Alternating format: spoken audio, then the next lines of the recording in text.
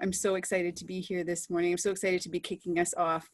I know that emotional intelligence can be a topic that garners lots of questions. So yes, please feel free to use that chat box. And when you need to ask something that requires more detail, I know that we can unmute ourselves and do those questions as well. So I'm looking forward to being able to provide you with lots of concrete elements that you can take home with you, since we're all at home anyways, that you can take with you straight away and you could start implementing straight away.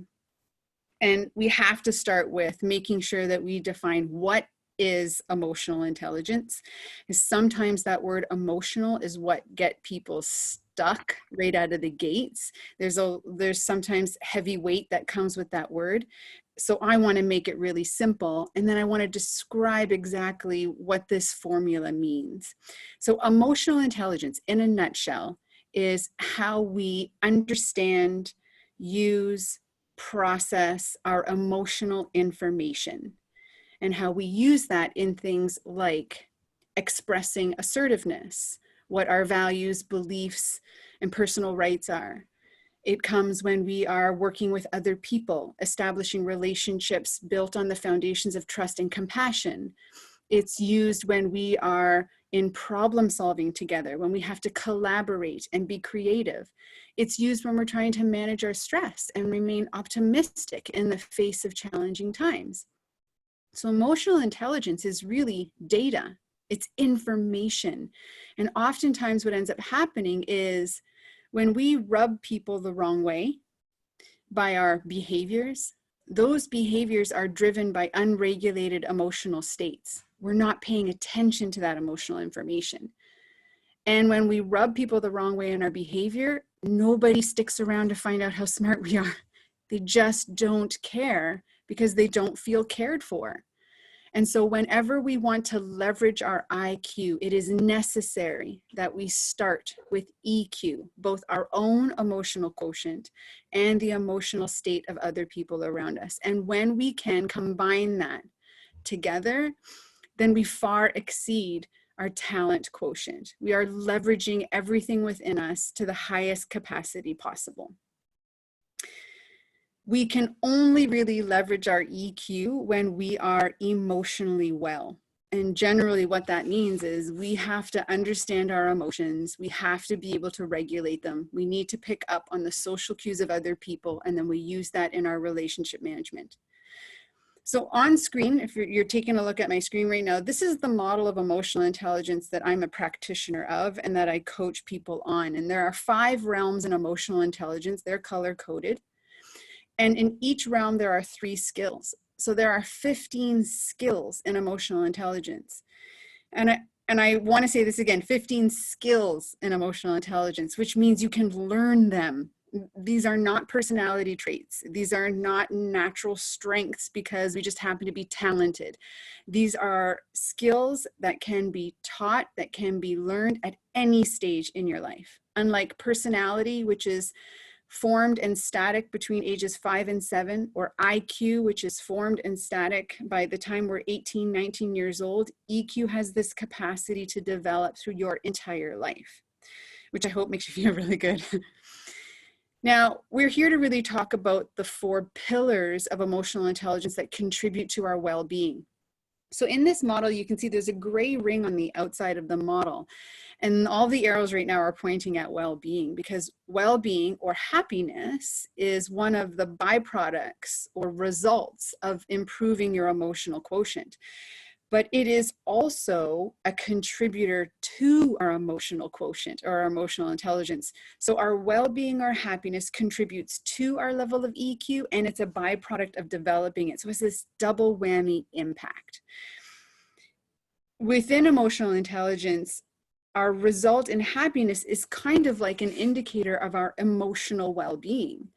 And when I say emotional well-being, what I really mean about that is we understand the spectrum of emotions on all of the core emotional scales, which are happy, sad, angry, surprise, disgust, and fear. So there's 6 of them. We understand our triggers for each of those spectrums of any emotion, and we know how to regulate that emotion. We know how to communicate it effectively And we can make that distinction between when it needs to be communicated and when it doesn't need to be communicated. So by digging into the 4 pillars related to well-being, you're going to have ways that can begin to amp up your happiness or well-being. Those today are used to mean the same thing. So the 4 skills we're looking at: self-regard, self-actualization, interpersonal relationships, and optimism. And what I'd love to be able to do is I want to define each of these for you as to what it is, how it contributes to your well-being and happiness, and then I want to give you specific exercises and activities you could start doing straight away to then amp up that level of happiness and well-being. Now, one of the things about emotional intelligence growth is because it's skill-based, it requires practice. You have to apply it. It's like any kind of workout. If I want my biceps to be stronger, I have to lift and do bicep curls or push-ups or pull-ups. I have to do exercises to grow that muscle.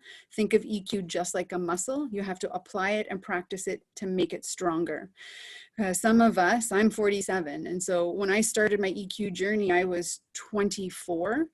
And I, at that point, would have had 24 years of pre-programming and behaviors and experiences that contributed to my state of emotional wellness. And sometimes it takes a while to overcome some of that deep-rooted learning and training. So let's take a look at our first skill, self-regard. Self-regard is attributed to our knowing and accepting our strengths and our weaknesses. We can often think of this as self-confidence and self-esteem. Happiness or well-being is a byproduct of believing in ourselves, but it's believing in ourselves in a very realistic way. So when we think about our strengths, these are things that we have talents in, things that we've accomplished, our capacities, our personality traits, and how they help us towards our success quotient.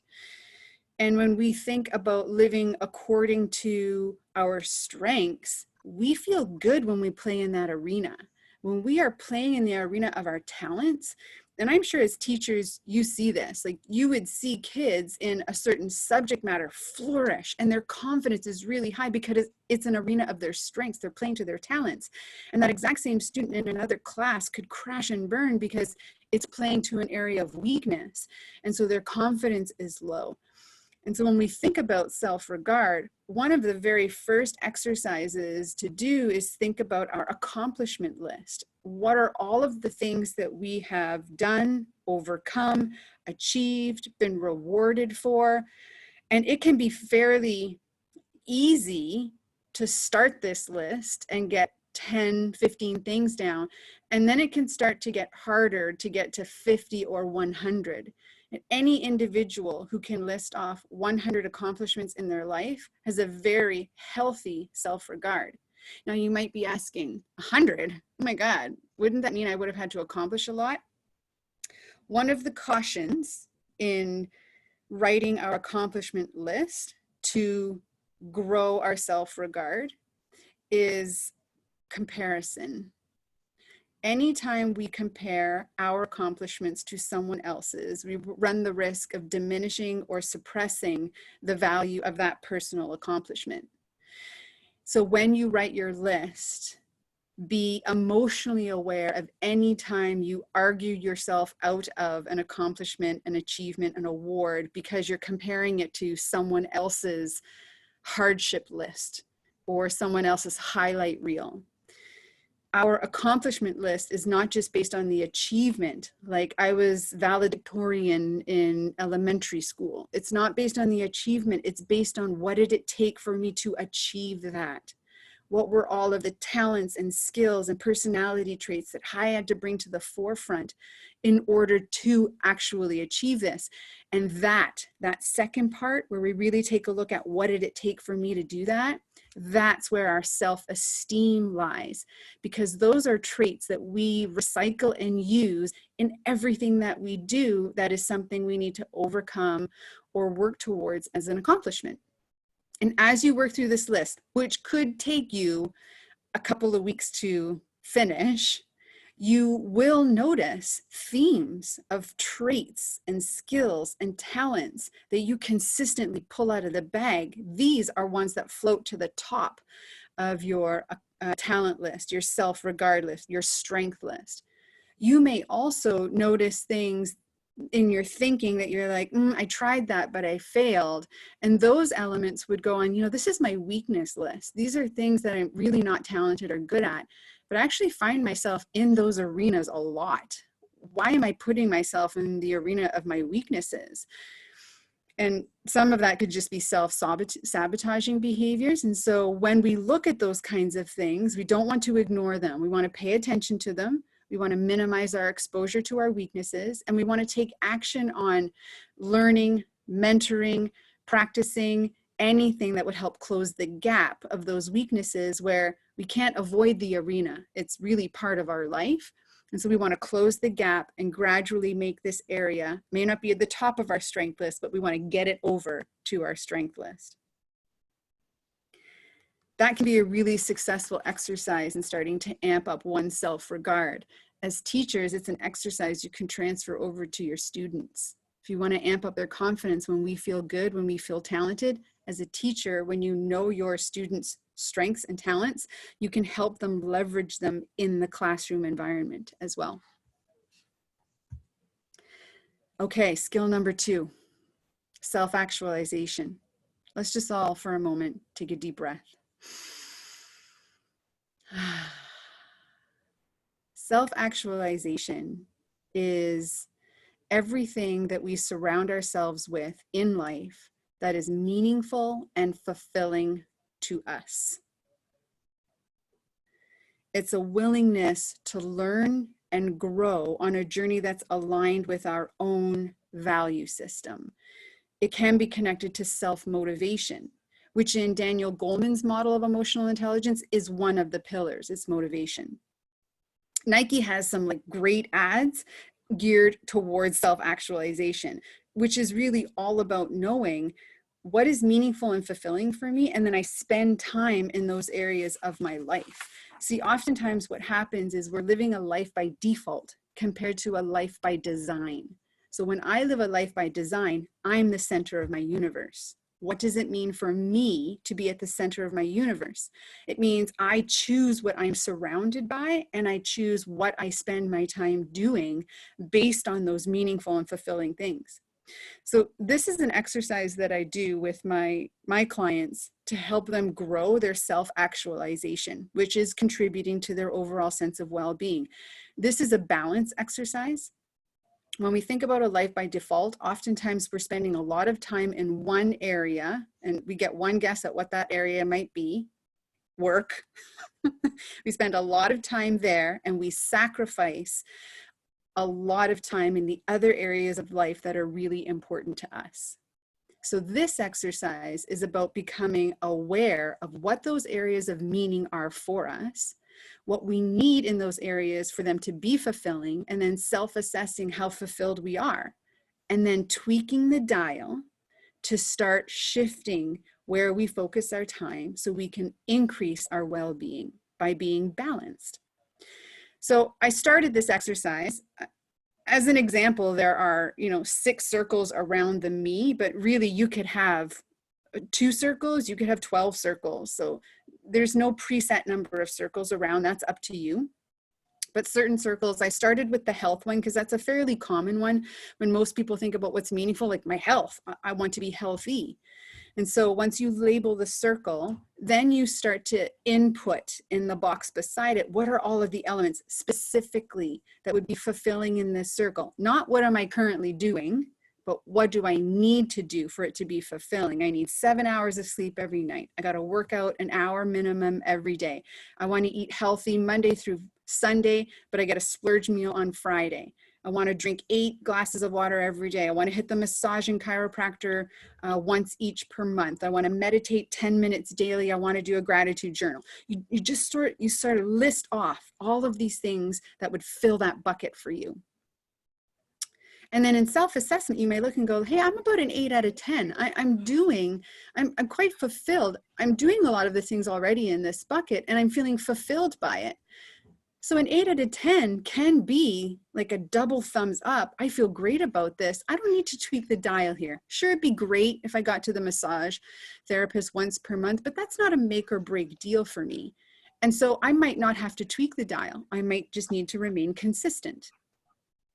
Now, for others, you might have a hobby circle, a work circle, spouse, family, friends, pets, spiritual, community, travel. You see how many circles you can end up having? And as you start to break them down, you begin to notice circles that are 2 thumbs up, I'm rocking it, and circles that are 2 thumbs down, where you're like, it's not really fulfilling. What do I want to do about it? And then comes the responsibility, accountability piece to doing something about it, a life by design. So if we imagine we then spend time painting because it's on our hobbies list and we haven't done it for years. And when we spend 30 minutes painting, we have an overwhelming sense of relaxation and calm and connection to who we are. Talk about elevating your well-being. So then when someone in the household blows up, you get to stay emotionally regulated because you're well. Compared to, I don't spend any time in my hobbies or the things that fulfill me. Someone in my house blows up, I respond in kind, and now we're kind of competing for who could reach the peak of the emotional mountain. And all of a sudden our relationship begins to disintegrate and we feel emotionally unwell. So this particular exercise can very quickly highlight for you very specific things that balance you out. It also really helps you to choose being off balance on purpose. You know, sometimes work gets busier and it requires me to spend more hours of my week. That means I have to steal time from other things because I only get 24 hours a day. And so sometimes I'm going to have to choose to be off balance on purpose, but it's short term. So this week I have 4 extra hours of work. I communicate with my family. I'm going to miss dinner time on this particular day because I'm working with a client or I'm doing a presentation. But what that means is the other 4 nights per week, I'll be making dinner. I'll be there at the dinner table. It's one sort of compromise. When it's done, I'm going to put it away and I will dedicate my time to you. By communicating that in advance, I set everyone up to be emotionally well. It's when we don't communicate that we're off balance on purpose that other people start to guess as to why they're not getting our attention or getting our time. And because very few people are emotionally intelligent or self-aware, their emotional energy is quite negative. They assume the worst of our choices, not the best of our choices. And so then they emotionally respond to us and we end up in this emotional war once again. Are we ready for the next one? Yes. Interpersonal relationships. The third of the 4 key ingredients for emotional intelligence towards well-being. When we think about interpersonal relationships, it's about building and maintaining high-quality relationships that are on a foundation of trust and compassion. Now, if we go back to even thinking about what are my core values, some of you may say trust and compassion are in your core values package.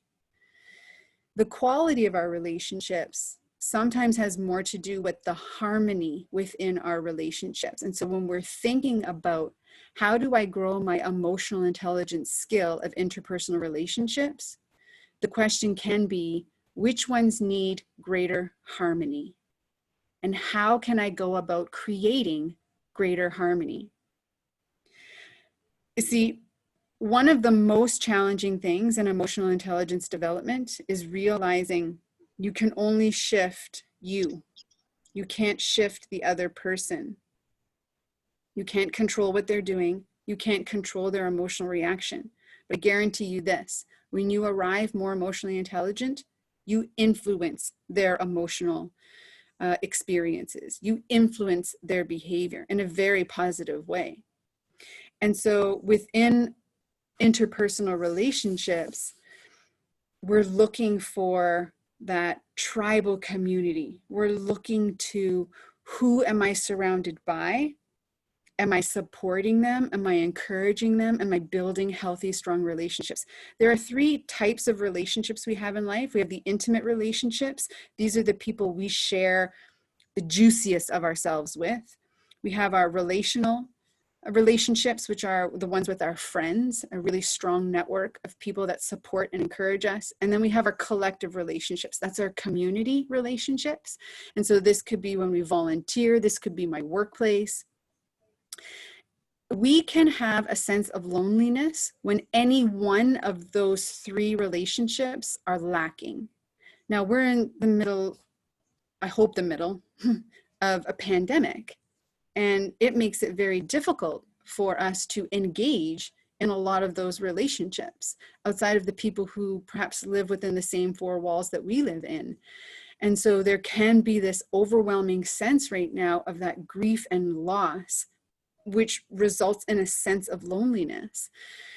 And this kind of in the emotional intelligence world forces us to look at the problem solving realm and get creative as to how do I maintain connections with the people that are important to me right now. We get on virtual conferences, we get on virtual calls. I have a phone call with them. I write them a handwritten note. These kinds of practices in building and maintaining relationships, they feel good when we do them. So we fill our own relationship bucket when we initiate them, and then we fill their bucket when they're on the receiving end of them. So the simple question to ask ourselves to improve that interpersonal relationship skill set is, am I happy with the relationships I have in my life? And if the answer is yes, awesome. Ask yourself why. What is the criteria you're creating?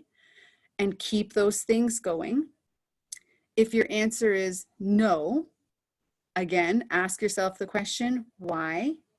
How can I create greater harmony? And create the action plan of what you want to do about it. The most wonderful thing about Google is we can Google anything. How to get creative in relationships. And a bunch of ideas will come up for you.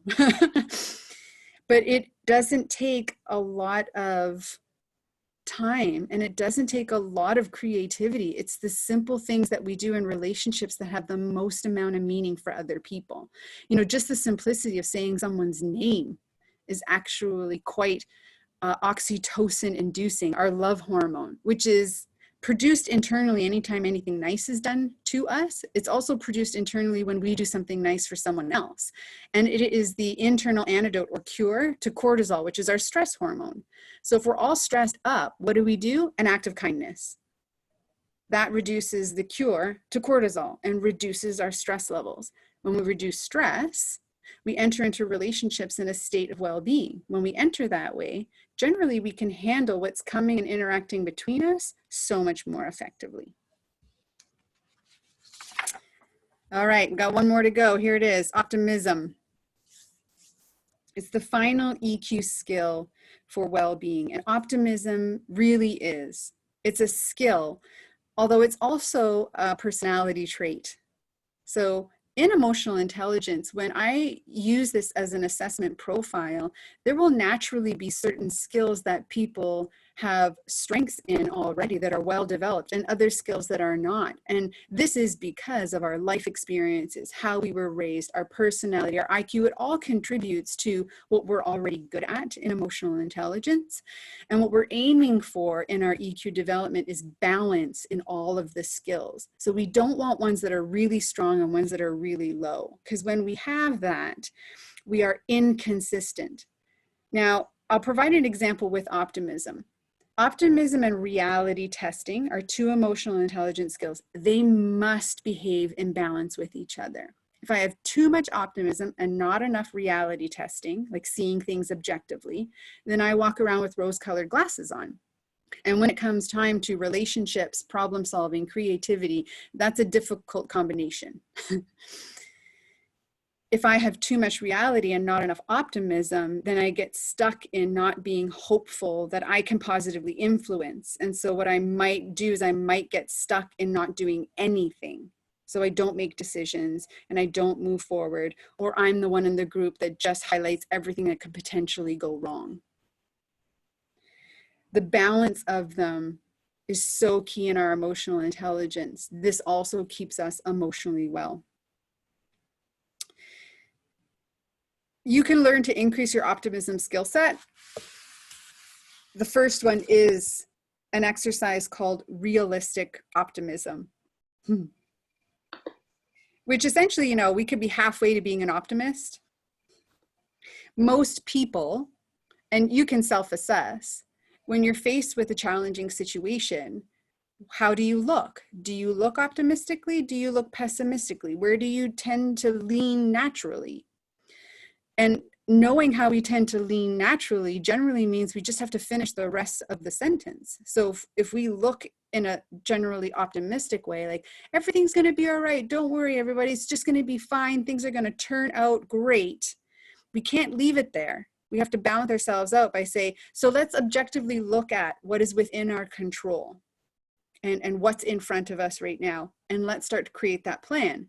Because if we don't look at the things that potentially could go wrong, people stop trusting our, it's going to be great, everybody. They're just going to go, there's Sharon again, talking about how things are going to be great. She never tends to look at the stuff that we really need to look at. In leadership, that can be a really damaging trait. It can take a long time to change how we look, but again, it's a muscle. So every time you find yourself preparing or fearing for the worst case scenario, write it down, put it away, and then look at the possibilities. Anytime you find yourself looking just to the possibilities, write it down, put it away, and look at what's really going on and the potential for what could go wrong. And we create plans around those things, contingency plans. We have realistic and optimistic plans, combination of the two. Oftentimes, collaboration is the best way to create and do planning, is because the personalities and tendencies in the room will be varied. And so we'll have a nice 360 view. When we are a solo in our efforts, we only have what we're capable of looking at.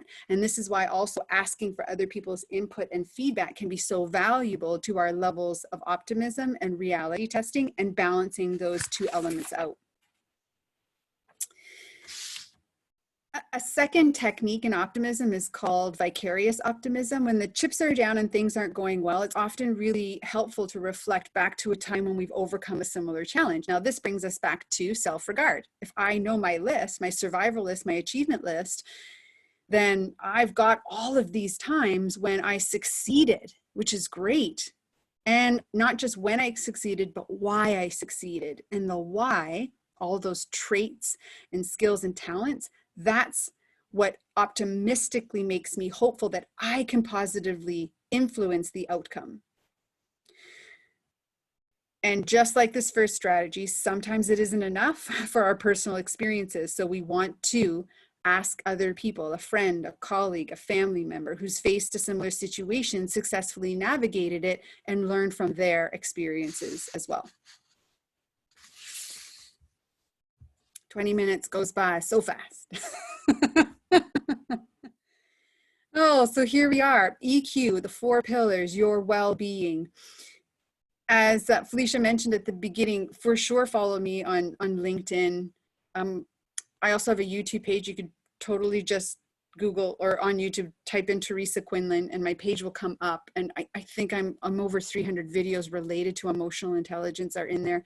My website, IQ+EQ TQ.com, also has some blog articles, some related to parenting, not all just leadership, just kind of, and then if you have lingering questions or things that pop up for you, over the course of the day, over the course of the next few days, as everything sort of sinks in, don't hesitate to send me an email. And then we can certainly jump into questions and answers.